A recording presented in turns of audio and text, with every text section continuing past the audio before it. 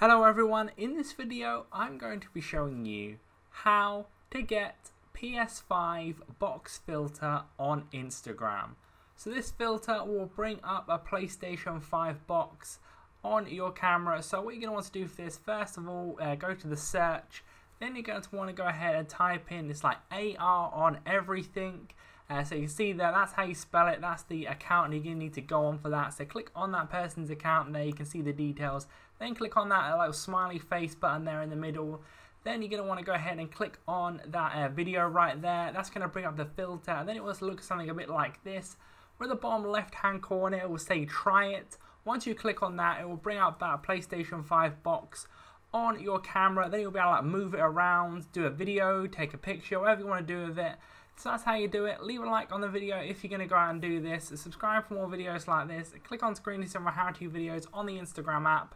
But that's it for now. I'll see you in the next video.